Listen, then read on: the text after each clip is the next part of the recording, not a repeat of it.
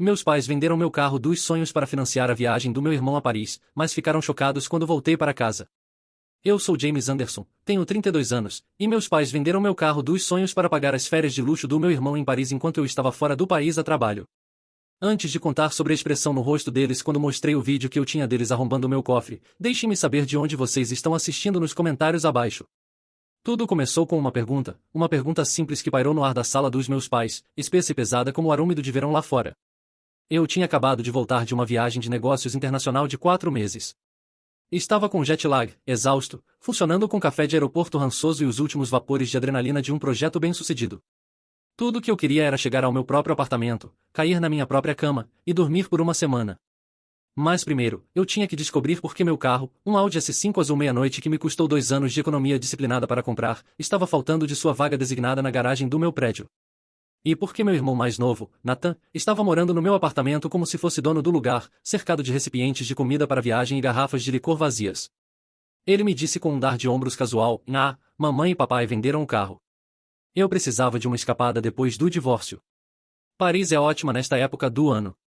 Você deveria ir alguma vez. Então, dirigi meu carro alugado até a casa dos meus pais, a casa onde cresci. Encontrei minha mãe na cozinha, cantarolando enquanto arranjava flores num vaso. Ela não pareceu surpresa em me ver. Ela parecia orgulhosa. James, você voltou, ela disse, limpando as mãos no avental. Nathan te contou as boas notícias. Ele está se divertindo muito em Paris, se curando de toda aquela dor de coração. É tudo graças ao seu carro. Ela disse isso com um sorriso genuíno e autossatisfeito, como se tivesse acabado de fazer a coisa mais maravilhosa e caridosa do mundo. E naquele momento, algo dentro de mim, uma mola apertada de 32 anos de frustração e ressentimento silencioso, não estourou. Ficou perfeitamente, perturbadoramente imóvel. Eu não gritei. Eu não berrei. Apenas olhei para ela, e uma calma estranha e fria me lavou. Preciso falar com você, papai. E Nathan. Agora mesmo, eu disse. Minha voz estava uniforme. Uniforme demais. O sorriso no rosto dela vacilou. O cantarolar parou. Ela olhou para mim, realmente olhou para mim, e pela primeira vez, ela pareceu ver algo nos meus olhos que não reconhecia. Algo que não podia controlar. Por quê? Ela perguntou, um lampejo de irritação na voz. Qual é o problema? Você deveria estar feliz pelo seu irmão. Apenas o chame, repeti, minha voz baixando um pouco mais. É importante. Foi então que a pergunta veio. Que começou tudo. Enquanto ela se virava para chamar meu pai, ela olhou para mim, uma mistura de confusão e raiva no rosto. Qual é o seu problema, James? Meu problema? Meu problema era uma vida inteira disso. Esse descaso casual, esse favoritismo descarado. Essa crença de que tudo que eu tinha era simplesmente um recurso para eles usarem para sua criança adorada, Nathan. Meu problema era que eles finalmente me haviam empurrado longe demais. Mas eles ainda não sabiam disso. Eles apenas pensaram que eu estava sendo difícil, como sempre. Eles não faziam ideia de que eu havia passado as últimas 3 semanas da minha viagem de negócios fazendo algo além de fechar negócios. Eu estive coletando evidências. Eu estive conversando com um advogado. E eu estava prestes a acabar com isso de uma vez por todas. A calma silenciosa não era a rendição. Era a calma antes da tempestade. E a tempestade acabará de tocar terra na sala aconchegante dos subúrbios deles. A infância na sombra. Para entender por que eu não explodi naquela cozinha, você precisa entender a paisagem da minha infância. Nossa família não era uma democracia. Era um reino, e meu irmão mais novo, Nathan, era o príncipe coroado. Eu era apenas o outro. O mais velho, mais quieto, mais responsável. Aquele que era esperado que fizesse tudo certo e não recebesse nada por isso. Nathan nasceu com um carisma que podia encantar uma cobra para sair de sua pele. Ele tinha os olhos brilhantes da nossa mãe e o sorriso fácil do nosso pai. Era o tipo de garoto que reprovava numa prova e de alguma forma convencia o professor de que era uma experiência de aprendizado valiosa. Eu era o garoto que tirava mais, e meu pai apenas acenava, virando a página do jornal. É isso que você deveria fazer, ele diria, sem levantar os olhos. Lembro de um jantar vividamente. Eu tinha talvez 10 anos. Havia ganhado a feira de ciências da escola. Meu projeto era um modelo de vulcão bem complexo que realmente entrava em erupção com bicarbonato de sódio e vinagre, fumaça e tudo. Eu tinha fita azul apertada na minha mão na mesa de jantar. Nathan, que tinha 8 anos, havia passado o dia desenhando uma imagem de um super-herói que parecia suspeitosamente com uma batata torta com uma capa. Pai, olhe, eu disse, levantando a fita. Ele olhou rapidamente. Bom trabalho, James. Então ele virou toda a sua atenção para meu irmão. E o que você esteve fazendo, campeão? Nathan orgulhosamente apresentou seu super-herói Batata. Meu pai se iluminou. Ele pegou o desenho, estudou com a seriedade de um crítico de arte, e declarou: E Margarete, venha ver isso. Temos um pequeno artista em nossas mãos. E isso vai na geladeira. Minha fita azul nunca chegou à geladeira. Acabou numa gaveta no meu quarto. Essa era a dinâmica. Minhas conquistas eram expectativas atendidas. Os menores caprichos do Nathan eram celebrados como sinais de genialidade. Meu melhor amigo, Tyler, viu tudo isso. Estaríamos no quintal, e ele apenas balançava a cabeça. Não entendo, cara. É como se eles nem te vissem. Ele estava certo. Eu era um fantasma na mesa da minha própria família. O padrão se intensifica. Esse padrão continuou, tornando-se mais pronunciado conforme envelhecemos. No meu segundo ano do ensino médio, passei meses construindo uma máquina de Rube Goldberg ridiculamente intrincada para uma competição de física estadual. Ocupava metade da nossa garagem. Uma bagunça caótica de alavancas, polias, bolinhas de gude e ratoeiras que, após 47 etapas, ultimamente quebrariam um ovo numa frigideira. Ganhei segundo lugar no estado. Eu estava extasiado. Um jornal local até publicou uma pequena foto minha com minha engenhoca. A reação dos meus pais? Minha mãe disse: que legal, querido. Só certifique-se de limpar essa bagunça na garagem. Mal consigo estacionar o carro. Meu pai foi um passo além. Num churrasco de família naquele fim de semana, meu tio perguntou sobre a foto do jornal. Antes que eu pudesse responder, meu pai interveio, dando uma palmada no ombro do Nathan. Sim, foi um esforço de equipe. James é o cara das porcas e parafusos, mas Nathan aqui, ele foi o diretor criativo. Bolou todo o conceito. Nathan, que não havia posto o pé na garagem exceto para reclamar do barulho, apenas sorriu e levou o crédito. Sim, eu só tenho jeito para essas coisas, eu acho. Fiquei apenas ali, meu hambúrguer virando cinzas na minha boca, enquanto meus parentes todos parabenizavam Nathan por sua mente brilhante. Não disse nada. Havia aprendido cedo que protestar apenas me fazia parecer mesquinho e ciumento aos olhos deles. A pressão financeira. A tensão financeira na nossa casa era um zumbido constante baixo sob a superfície de tudo, e só amplificava suas prioridades distorcidas. Meu pai trabalhava num emprego estável mas não notável como contador. Minha mãe não trabalhava desde que nasci. Eles não eram pobres, mas estavam perpetuamente esticados. Uma noite, ouvi-os discutindo na cozinha. Eu estava na sala, supostamente fazendo lição de casa. Os impostos prediais estão subindo de novo, Robert. A voz da minha mãe era um sussurro baixo e estressado. E Nathan precisa de chuteiras novas para o futebol. As de primeira linha. Eu sei, Margarete, eu sei. Meu pai suspirou. O dinheiro simplesmente desaparece. Meu bônus foi menor do que esperava. Houve uma pausa. Talvez James pudesse arrumar um emprego de meio período? Ele tem idade suficiente. Ele poderia contribuir. Ele precisa focar nas notas, minha mãe rebateu.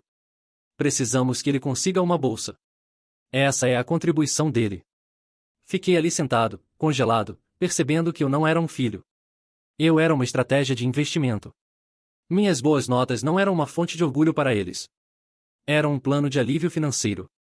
Princeton e o fantasma na mesa. Isso ficou dolorosamente claro quando chegou a hora da faculdade. Trabalhei como um louco. Era capitão da equipe de matemática, tinha uma média 4.0, e derramei tudo nos estudos. Valeu a pena. Consegui uma bolsa acadêmica integral para a Universidade de Princeton para engenharia. Foi o momento de maior orgulho da minha vida. Cheguei em casa, assinando a carta de aceitação. Minha mãe estava no telefone. Ela colocou a mão sobre o fone, olhou o cabeçalho da carta. Ah, Princeton. Que legal, querido. E então voltou direto para sua ligação. Meu pai estava no escritório, lutando para ajudar Nathan com sua lição de álgebra remedial. Nathan estava reprovando, e em perigo de não se formar no ensino médio. Fiquei na porta. Pai. Consegui uma bolsa integral para Princeton. Ele olhou para cima, sua testa franzida em frustração com uma equação quadrática. Isso é ótimo, filho. Não esperávamos nada menos. Agora você pode fechar a porta? Seu irmão e eu estamos tentando nos concentrar aqui. Foi isso. Sem celebração. Sem parabéns. Apenas uma dispensa. Mais tarde naquela noite, ouvi meu pai murmurando para minha mãe na cozinha. Toda essa inteligência de livros. Não é o mundo real, meu irmão, que Deus o tenha, nunca terminou a faculdade. Mas ele podia vender gelo para um esquimó.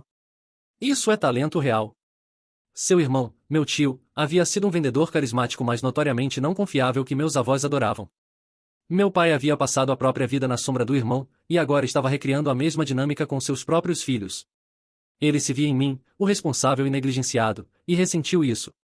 Ele via o homem que gostaria de ser no Natan. O presente da tia Clara.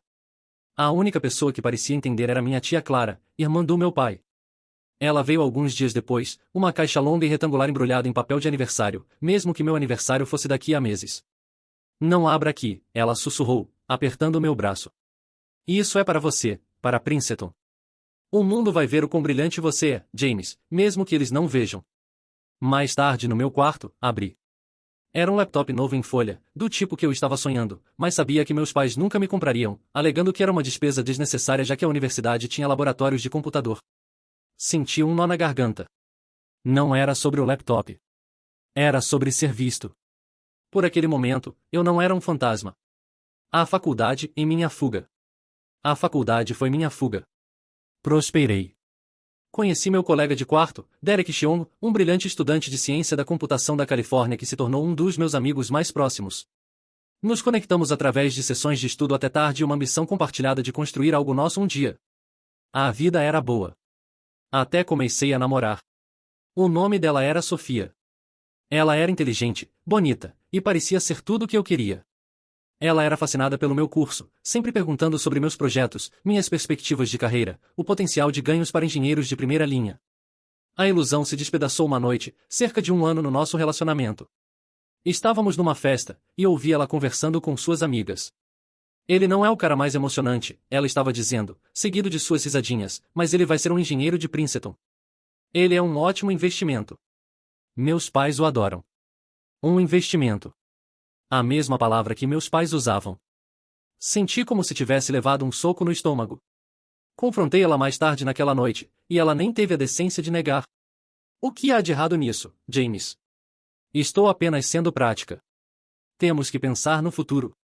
Terminei ali mesmo. A experiência me deixou cauteloso, reforçando a lição dolorosa de que meu valor, para muitas pessoas, estava ligado ao que eu podia produzir ou ganhar. Horizon Technologies e Vitória. Depois da formatura, consegui um emprego cobiçado na Horizon Technologies, uma empresa de engenharia de primeira linha. Minha chefe, Vitória Rives, era tudo o que meus pais não eram. Ela era afiada, exigente, mas justa. Ela reconhecia talento e recompensava trabalho duro. Na minha primeira avaliação de desempenho, ela me olhou diretamente nos olhos e disse: "Você tem uma combinação rara de habilidade técnica e visão estratégica, James.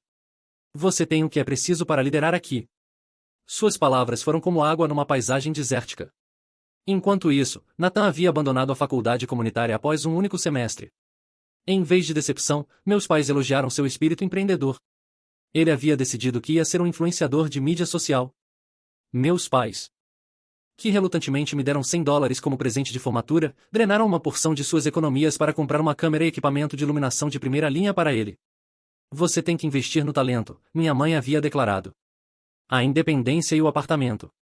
Anos se passaram. Trabalhei meu caminho subindo a escada na Horizon. Era meticuloso com minhas finanças, vivendo frugalmente, investindo sabiamente.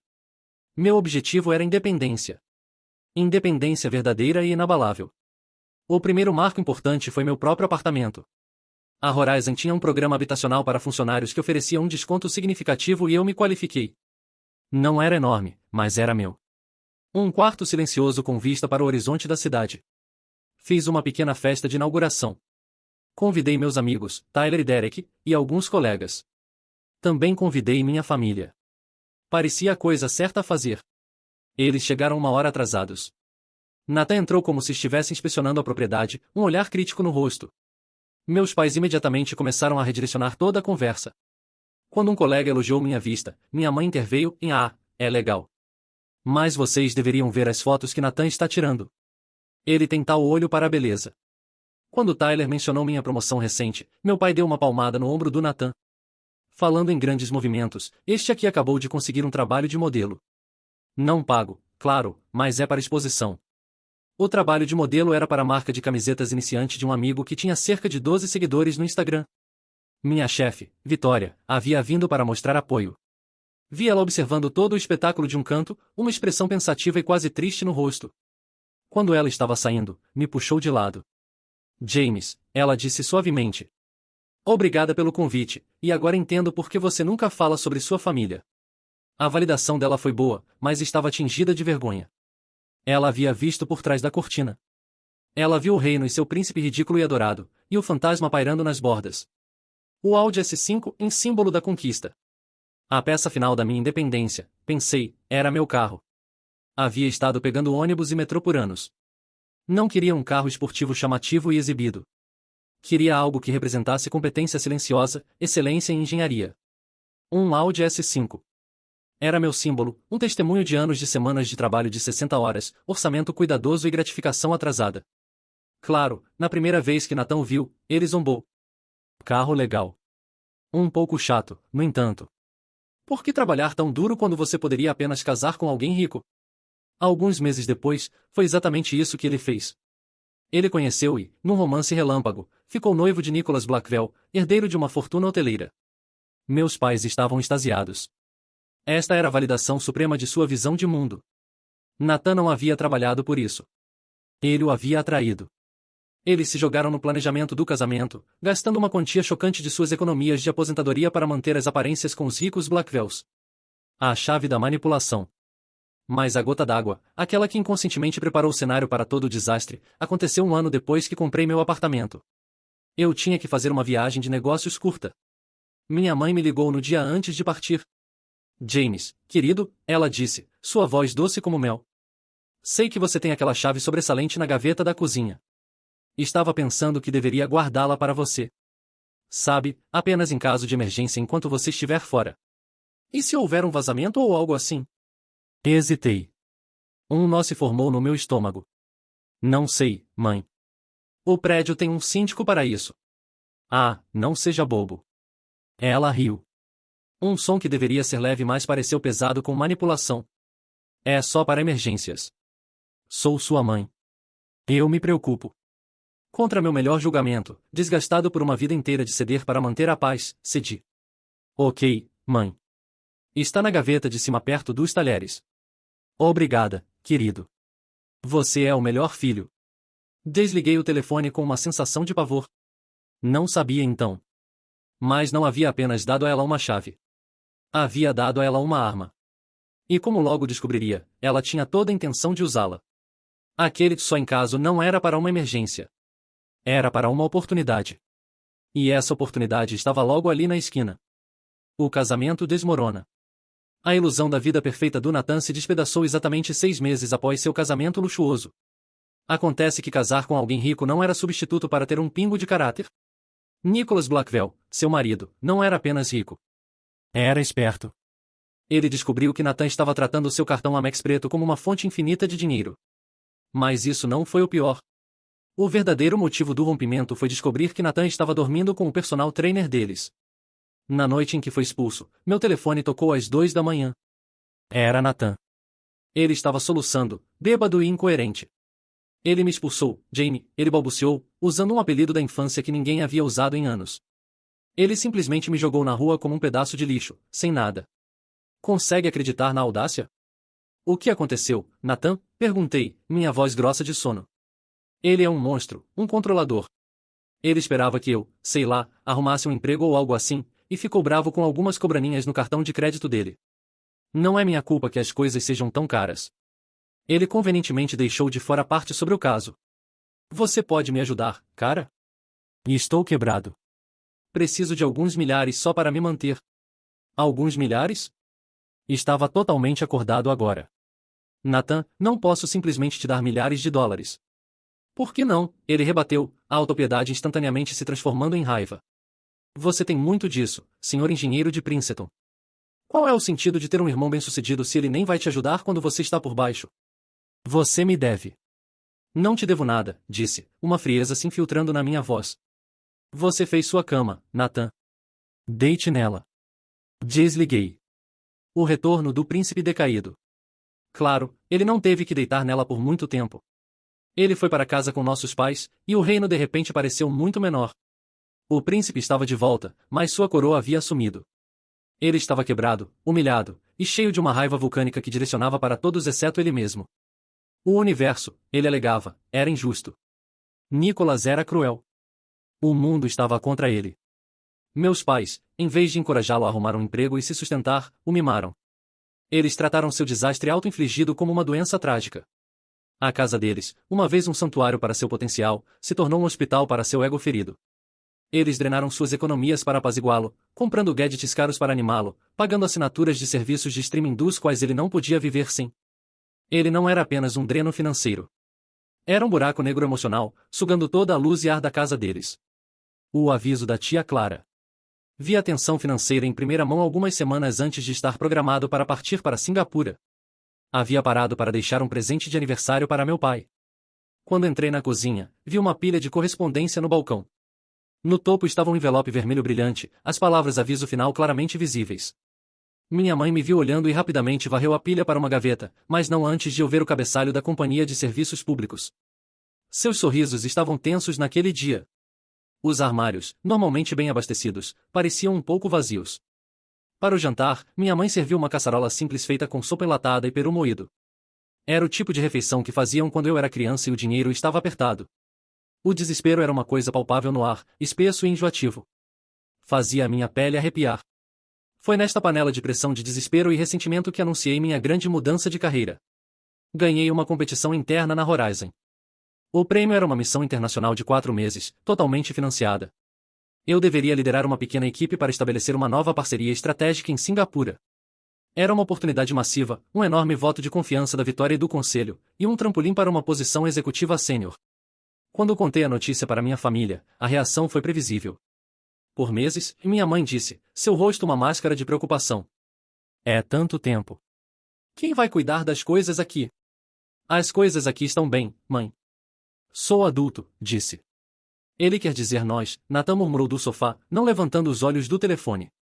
Ele está nos abandonando na nossa hora de necessidade. E ignorei ele.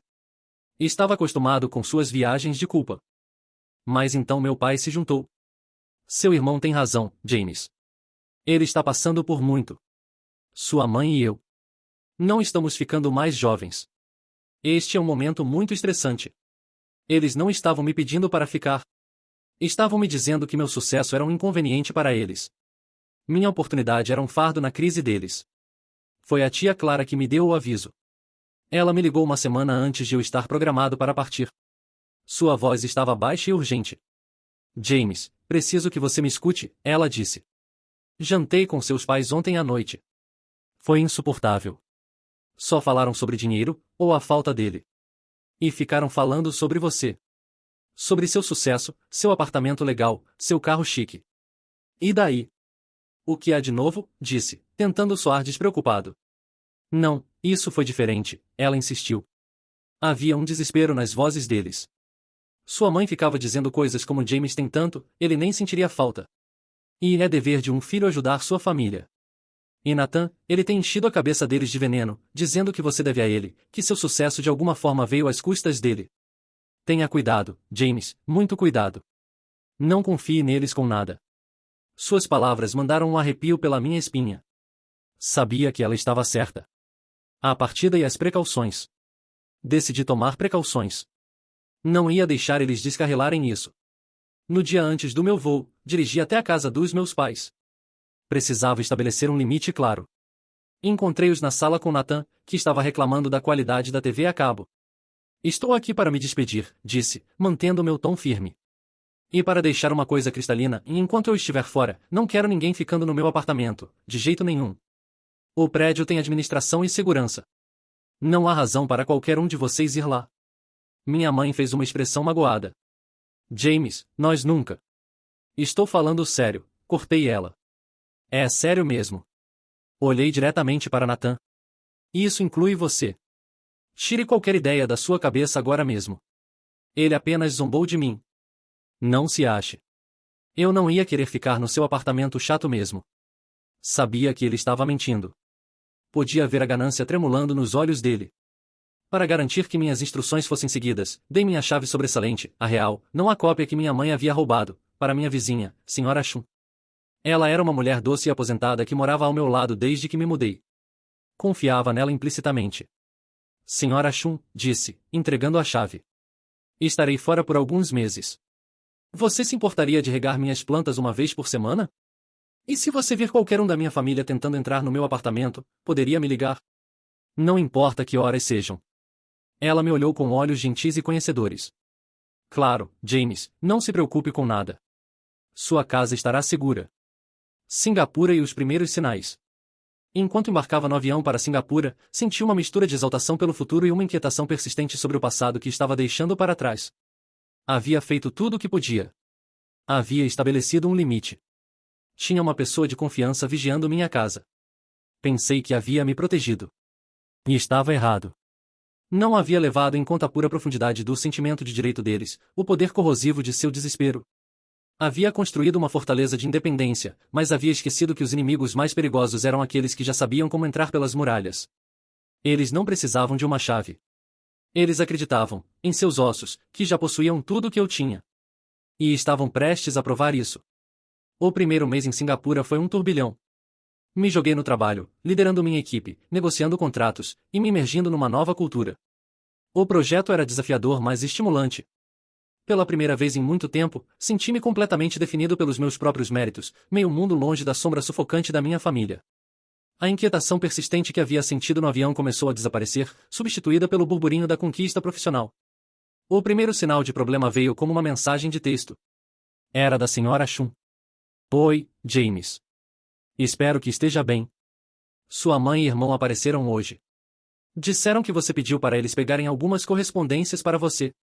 Disse que você não mencionou isso para mim, mas eles foram muito insistentes. Eles tinham uma chave. Um nó frio se formou no meu estômago. Imediatamente lembrei da chave que minha mãe me convenceu a deixar ela copiar um ano atrás. A chave de emergência. Fui um idiota por esquecê-la. Liguei para minha mãe. Ela atendeu no segundo toque, sua voz doentamente alegre. James, como está Singapura? Sentimos sua falta. Mãe, Sra. Chun disse que vocês estavam no meu apartamento, disse, tentando manter minha voz estável. Ah, sim, só pegando sua correspondência, querido. Não queria que se acumulasse. Fomos só entrar e sair. Soava plausível o suficiente, uma mentirinha branca para cobrir sua curiosidade. Queria acreditar. Deixei passar. A invasão se intensifica. Mais uma semana depois, outra mensagem da Sra. Chun. James, seu irmão tem estado muito no seu apartamento. Ele tem um novo amigo com ele. Eles são muito barulhentos nas noites. Desta vez liguei diretamente para Nathan. Ele atendeu com um grunhido. O que você quer? O que você está fazendo no meu apartamento, Nathan? Relaxa, ele zombou. Mamãe disse que eu poderia ficar aqui por um tempo. É melhor que estar em casa com eles me enchendo o saco o tempo todo. Não é grande coisa. É uma grande coisa, minha voz estava subindo agora. Disse especificamente para você ficar fora. Saia do meu apartamento, Nathan. Agora. Tanto faz, ele disse, e desligou na minha cara. O pânico começou a se instalar. O aviso da tia Clara ecoou nos meus ouvidos. Eles estão desesperados. Tenha cuidado. Eles não estavam apenas cruzando uma linha. Estavam apagando ela. A câmera de segurança. Senti-me impotente, milhares de milhas de distância. O que eu podia fazer? Não podia simplesmente voar de volta. Minha carreira, minha equipe, tudo estava em jogo aqui. Naquela noite, o sono foi impossível. Andei pelo chão do meu apartamento corporativo, o horizonte cintilante de Singapura lá fora da minha janela, um testemunho zombeteiro do sucesso que agora parecia tão vazio. O velho James, aquele que evitava conflito a todo custo, estava gritando na minha cabeça para deixar passar. Só por alguns meses. Você pode limpar a bagunça quando voltar. Não vale a pena a briga. Mas outra voz, mais silenciosa e fria, rebateu. E depois? Deixar eles fazerem de novo? Deixar eles pegarem e pegarem até não sobrar nada? Uma ideia surgiu na escuridão. Era um tiro no escuro, mas era melhor que não fazer nada. Naquela noite, fui online. Passei horas pesquisando, lendo avaliações, e finalmente, comprei a melhor câmera de segurança pequena e habilitada para Wi-Fi que pude encontrar, com entrega internacional expressa para Singapura. Então fiz a ligação mais importante da minha vida. Senhora Chun, disse, meu coração batendo forte. Preciso pedir um favor enorme. Algo está vindo pelo correio para mim no seu endereço. É uma câmera pequena. Da próxima vez que você for regar minhas plantas, poderia colocá-la na estante na sala voltada para a área principal? Parece um pequeno cubo preto. Ninguém vai notar. Houve uma pausa na linha. Prendi a respiração, esperando que ela recusasse. Era uma coisa maluca de pedir. James, ela disse finalmente, sua voz cheia de um calor avó que quase me fez chorar. Eu sabia que algo estava errado. Me diga onde colocar. Vou garantir que fique bem escondida. A descoberta devastadora. Uma semana depois, a câmera estava no lugar. Conectei ao app no meu telefone. Com mãos trêmulas, toquei o ícone para abrir o feed ao vivo. Meu estômago despencou. A tela piscou para a vida, mostrando minha sala. Minha sala. Mas era quase irreconhecível. E estava destruída. Caixas de pizza, roupas e garrafas de cerveja espalhadas por toda parte. E lá, relaxando no meu sofá, estava Nathan, rindo com algum cara que nunca havia visto antes. Assisti por horas naquele dia, um fantasma silencioso e invisível na minha própria casa. Assisti eles tratarem meu espaço como uma república. Assisti Nathan usar meu cartão de crédito, que agora percebi que deve ter roubado da minha mesa, para pedir centenas de dólares em comida. Mas o pior ainda estava por vir. Naquela noite, meus pais chegaram. Trouxeram mantimentos. Eles não repreenderam Nathan pela bagunça. Minha mãe começou a limpar ao redor dele, enquanto meu pai deu tapinhas nas costas dele e perguntou se estava se divertindo. Eles estavam facilitando para ele. Eram seus cúmplices dispostos. Então vi. O momento que mudou tudo. O carro é o verdadeiro problema, meu pai disse, sua voz metálica através do alto-falante do telefone. Não podemos conseguir um bom preço por ele sem o título. Onde ele guarda isso? Nathan perguntou. Ele tem aquele cofrezinho no armário, minha mãe se juntou. Ele é tão paranoico. Meu sangue congelou. Assisti, horrorizado, enquanto meu próprio pai e irmão entraram no meu quarto, fora da vista da câmera. Ouvi sons. Batendo. Raspando. Então um craque alto e final. Eles emergiram alguns minutos depois. Meu pai estava segurando uma pequena pilha de papéis. Meus papéis. Meu título do carro. Minha certidão de nascimento. Meu cartão do Seguro Social. Ele estava segurando minha vida inteira nas mãos. Pronto, ele disse, um sorriso sombrio no rosto. Agora podemos fazer isso. A decisão de lutar. Desliguei o feed. Não conseguia respirar. O telefone escorregou dos meus dedos dormentes e bateu no chão. Isso não era apenas uma traição. Era uma violação. Uma completa e total profanação de tudo pelo que havia trabalhado, da própria ideia de família, de confiança. Por uma hora inteira apenas sentei ali, vazio. Uma parte de mim queria simplesmente deixar passar. Vender o apartamento, cortar as perdas e nunca olhar para trás. Qual era o sentido de lutar? Eles sempre ganhariam. Então pensei nas palavras da Vitória. Nunca deixe eles decidirem seu valor. Pensei na tia Clara. Pensei na gentileza da senhora Shen. Peguei meu telefone. Minhas mãos estavam tremendo. Mas minha mente estava de repente, friamente clara. Não liguei para meus pais. Não liguei para Nathan. Liguei para Tyler. Tyler, disse, minha voz. Preciso de um advogado. Um tubarão. O melhor advogado de litígio que você pode encontrar na cidade. James? O que houve? Você parece terrível. Contei tudo a ele. A chave roubada. O apartamento destruído. A câmera. O cofre. O título do carro. Senti a pressão atrás dos meus olhos aumentar enquanto recontava a violação. A pura audácia de tudo. Houve um longo silêncio do outro lado, e por um segundo tive medo de que ele me dissesse que estava exagerando. Esses filhos da... Ele cortou a palavra, sua voz um rosnado baixo. James? Você está bem?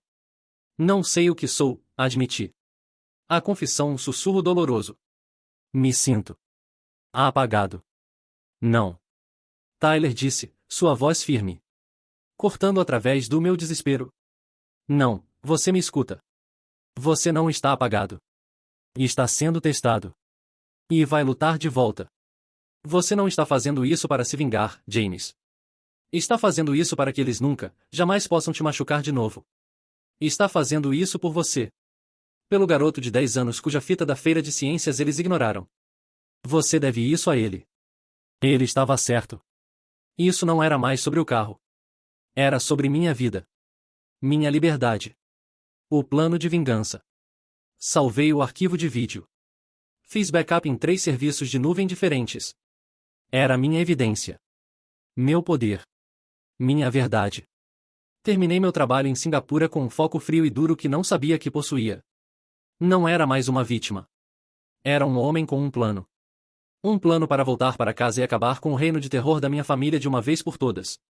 Eles pensaram que eu era um fantasma que podiam atravessar. Estavam prestes a descobrir que fantasmas podem assombrar você. O voo de volta foi as 18 horas mais longas da minha vida. Cada minuto parecia 1 hora. Não assisti filmes. Não dormi. Apenas sentei ali, o zumbido dos motores um pano de fundo para a tempestade rugindo dentro de mim. Tinha o arquivo de vídeo no meu telefone. Uma bomba digital esperando para ser detonada. Meu advogado, Daniel Weinstein, um homem que Tyler havia descrito como um pitbull num terno de $1000, estava de prontidão. Todas as peças estavam no lugar. O retorno e a descoberta.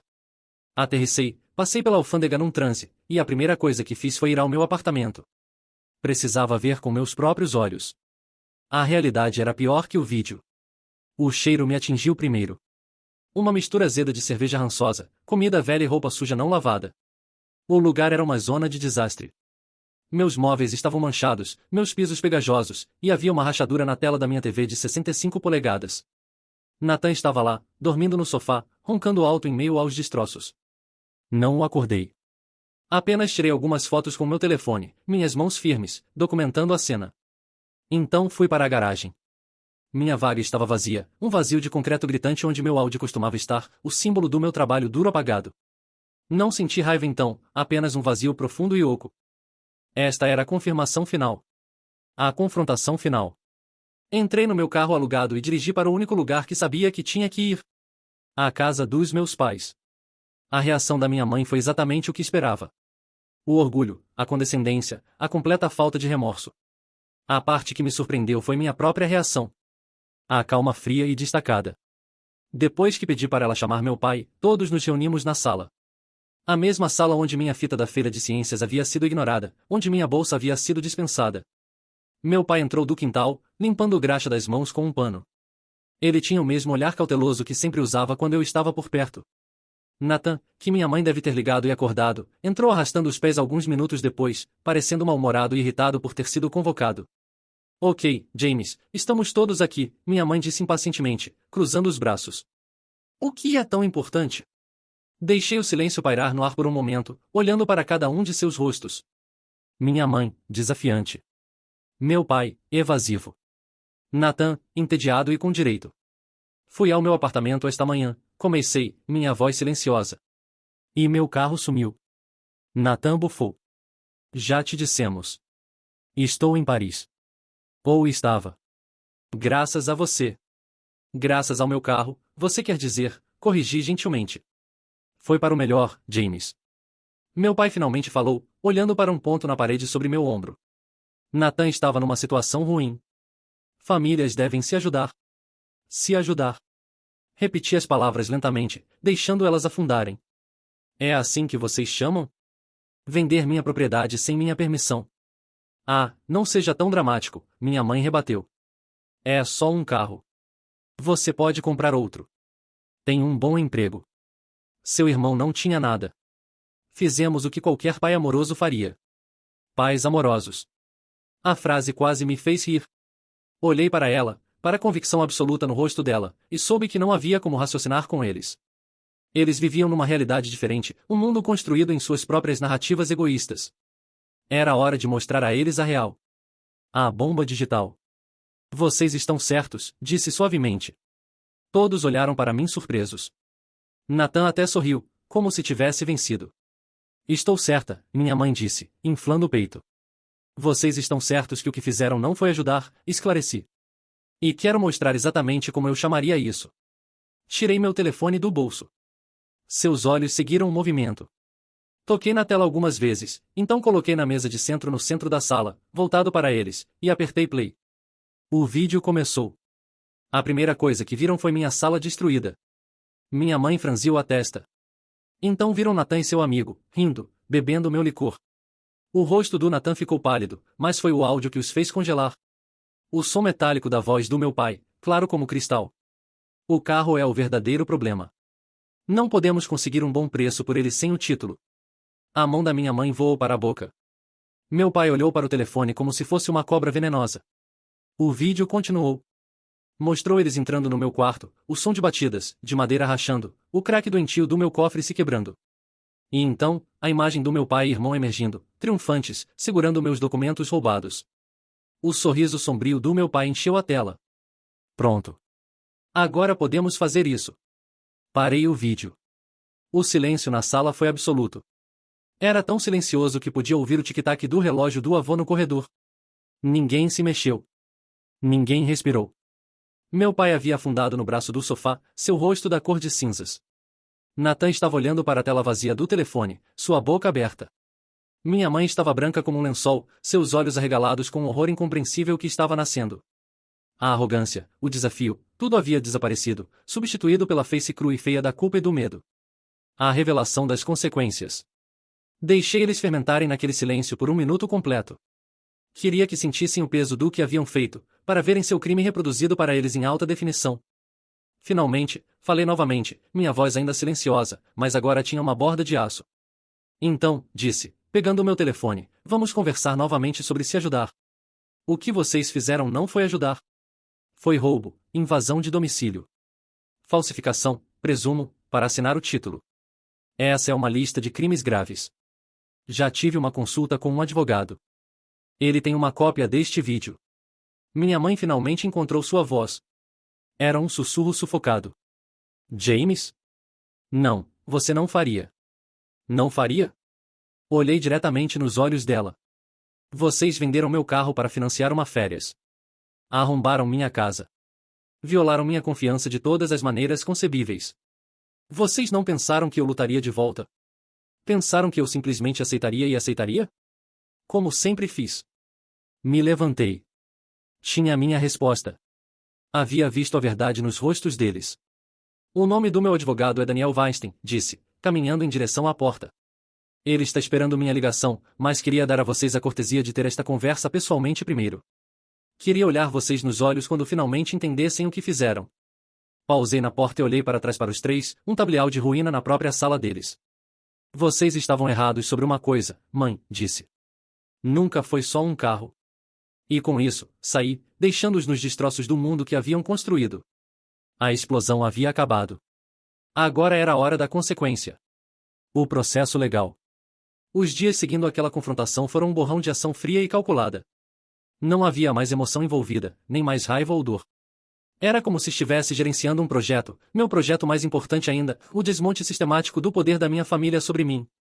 Encontrei com Daniel Weinstein na manhã seguinte. Seu escritório era no 40º andar de um arranha-céu no centro, todo vidro e aço, com uma vista panorâmica da cidade. Ele era exatamente como Tyler havia descrito, impecavelmente vestido, com olhos afiados que não perdiam nada em um aperto de mão que podia esmagar nozes. Coloquei tudo para ele. Não editorializei. Apenas apresentei os fatos, a linha do tempo, e finalmente, o vídeo. Ele assistiu a coisa toda no seu monitor grande sem uma palavra, seu rosto impassível. Quando acabou, ele girou sua cadeira de couro para me encarar. Sr. Anderson, ele disse, sua voz calma e precisa.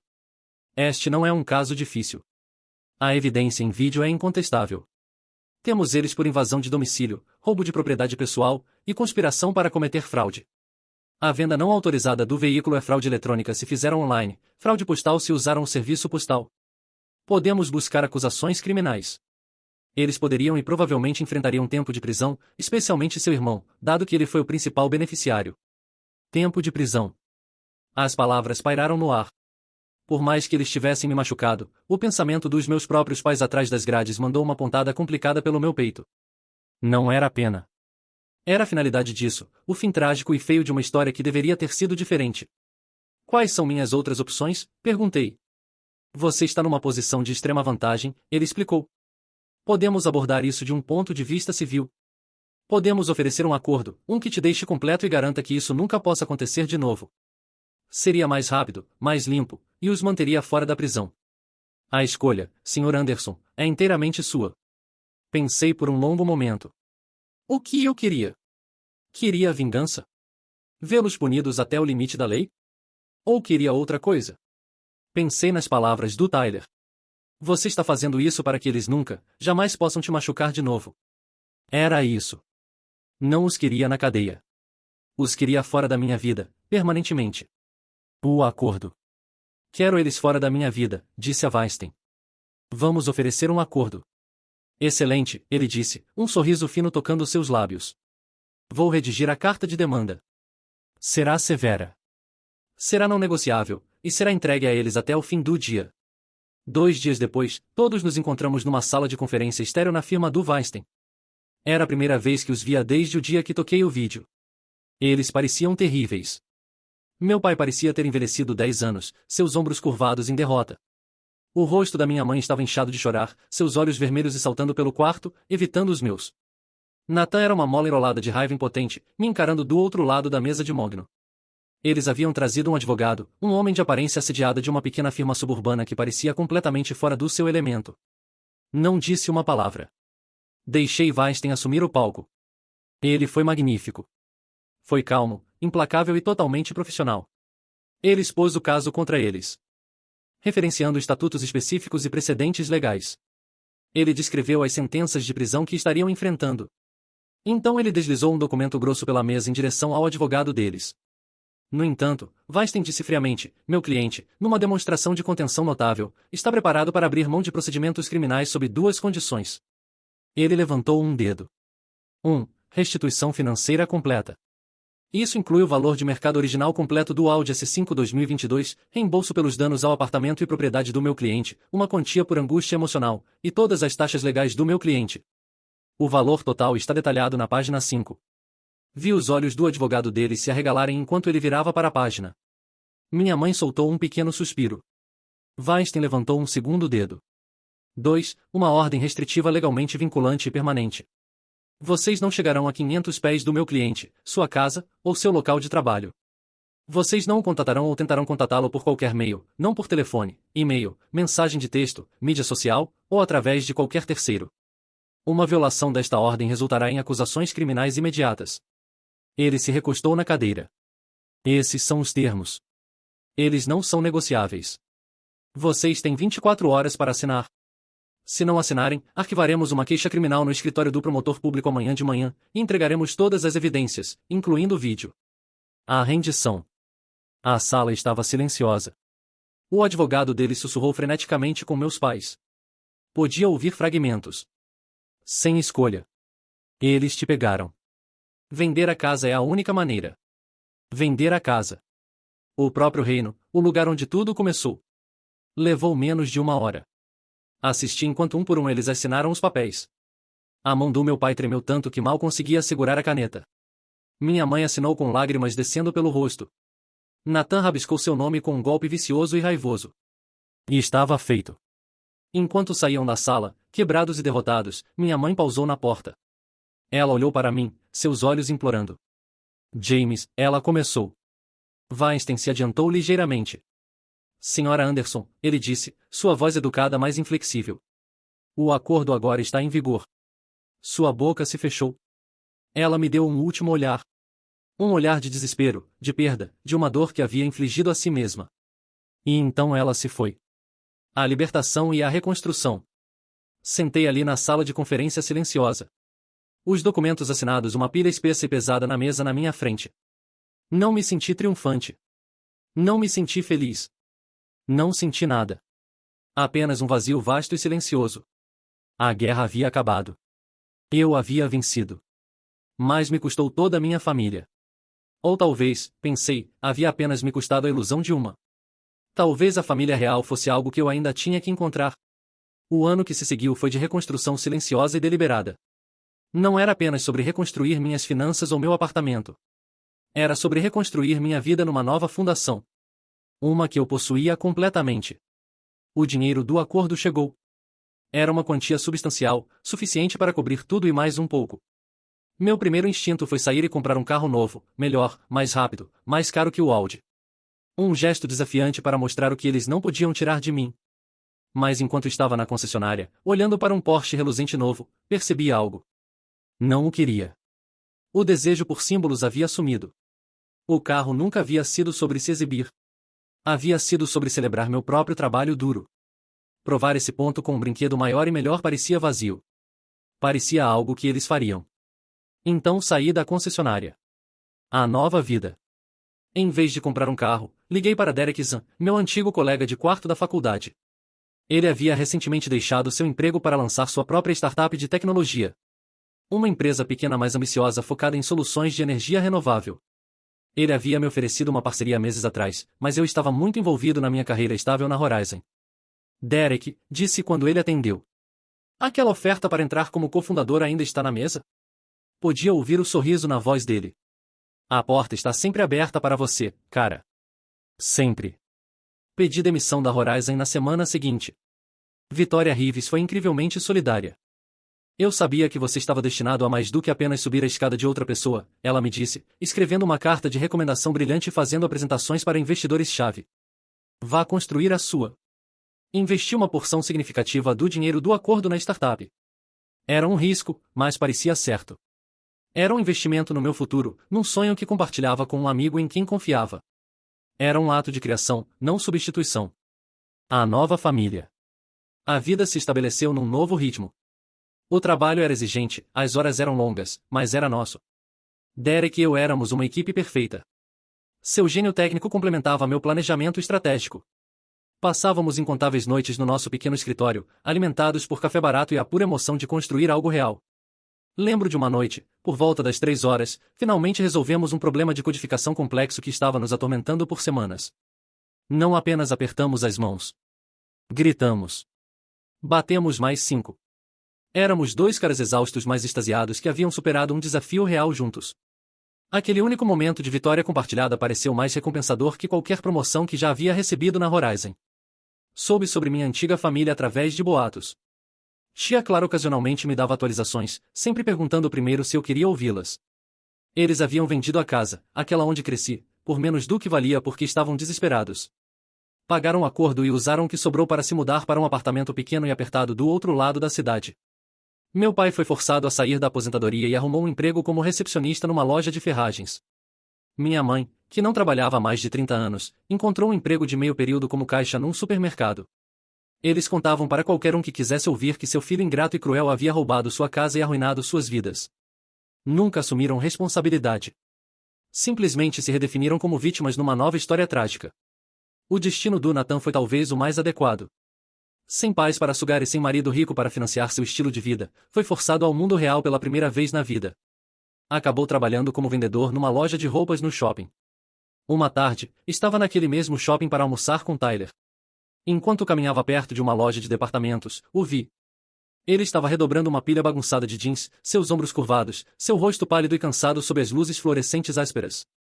Nossos olhos se encontraram por um segundo fugaz pela loja. Vi um lampejo de reconhecimento, depois vergonha, depois seu ressentimento amargo característico.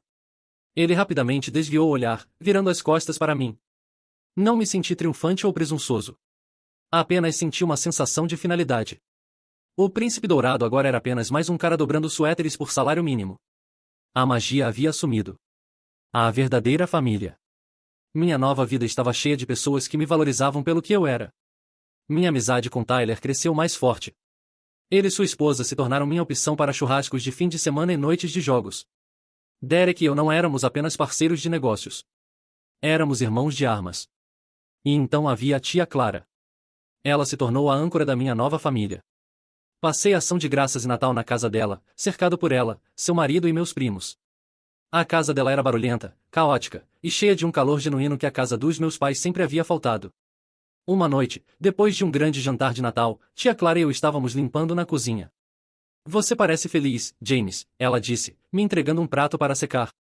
Estou, disse, e fiquei surpreso com o quão verdadeiro era. Realmente estou. Ela sorriu, um sorriso triste mais conhecedor. Sabe, seu pai era muito parecido com você uma vez. Quieto, inteligente, sempre tentando agradar meus pais. Mas eles só tinham olhos para o irmão dele, meu outro irmão, o vendedor. Eles achavam que Robert era chato, que faltava ambição. Parei de secar o prato. Nunca havia ouvido isso antes. Ele passou a vida inteira se sentindo em segundo lugar, ela continuou, sua voz suave.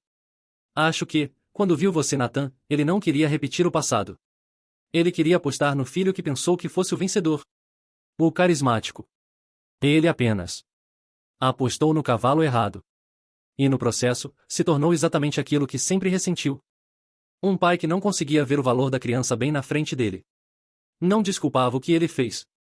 Nem de longe. Mas explicava. O pintava não como um monstro, mas como um homem trágico e quebrado, passando adiante suas próprias feridas para seus filhos. E naquele momento, percebi que o ciclo estava quebrado. A dor dele havia terminado comigo. Não ia carregá-la mais adiante. O novo amanhecer. Havia encontrado meu novo amanhecer. Não era sobre um carro novo ou um apartamento maior. Era sobre isso, esse sentimento de paz, essa cozinha cheia de risos, esse entendimento silencioso de que finalmente havia chegado verdadeiramente em casa. Foi quase 1 ano e meio depois do acordo antes de comprar outro carro. Nossa startup havia acabado de conseguir sua segunda rodada de financiamento, e as coisas estavam estáveis. Não estava mais pegando ônibus, mas vinha usando um serviço de caronas compartilhadas, contente em focar no meu trabalho. Mas num sábado, decidi que era hora. Não fui para a concessionária Audi ou Porsche. Fui para uma concessionária Toyota sensata e confiável. Saí algumas horas depois com as chaves de um Highlander novinho. Não era chamativo. Não era um símbolo de status. Era um carro familiar seguro e confiável. Enquanto dirigia saindo do estacionamento, o cheiro de carro novo enchendo meus pulmões, senti uma sensação de contentamento que o Audi nunca havia me dado. O Audi havia sido uma família, um símbolo do meu sucesso apesar deles. O Highlander era uma declaração para mim mesmo. Era uma ferramenta para a vida que estava construindo. A primeira viagem. Minha primeira viagem no carro novo não foi um passeio solitário pela costa para exibi-lo. Dirigi direto para a casa do Tyler. Ele, sua esposa e seus 2 filhos se amontoaram, e fomos para um parque estadual para um piquenique. Enquanto olhava no espelho retrovisor para seus rostos risonhos, para as crianças discutindo sobre quem ficava no banco da janela, senti um calor se espalhar pelo meu peito. E isso era família. Não aquela em que nasci, mas aquela que havia escolhido. Aquela que havia me escolhido de volta. Não era baseada em obrigação ou sangue, mas em respeito mútuo, em risos, e em aparecer um para o outro. A ligação final. Mais tarde naquela noite, enquanto dirigia para casa, meu telefone vibrou. Olhei para a tela. Era um número desconhecido, mas o código de área era familiar. Era o código de área da cidade onde meus pais moravam. Uma parte de mim, um fantasma do velho James, queria atender, uma centelha de curiosidade sobre o que ela diria. Seria um pedido de desculpas? Um apelo? Outra exigência? Olhei para a estrada à frente, para as luzes da rua passando. Pensei sobre a paz que havia lutado tanto para conquistar. Pensei sobre o som da risada dos meus amigos no meu carro novo. Pensei sobre o futuro que estava construindo com Derek. Pressionei meu polegar na tela, não no botão verde de atender, mas no botão vermelho de recusar. Então bloqueei o número. Não foi um ato de raiva. Não foi um ato de vingança. Foi um ato de paz. Foi encerramento nos meus termos. Não estava mais esperando pela ligação deles, não estava mais esperando por um pedido de desculpas que eram incapazes de dar. Estava cansado de olhar no espelho retrovisor. A estrada à frente estava aberta, e pela primeira vez na minha vida, eu era o único atrás do volante, e estava finalmente completamente livre. Reflexão final. Obrigado por ouvir minha história. Espero que tenha ressoado com você de alguma forma. Você já teve que fazer uma escolha difícil para proteger sua própria paz?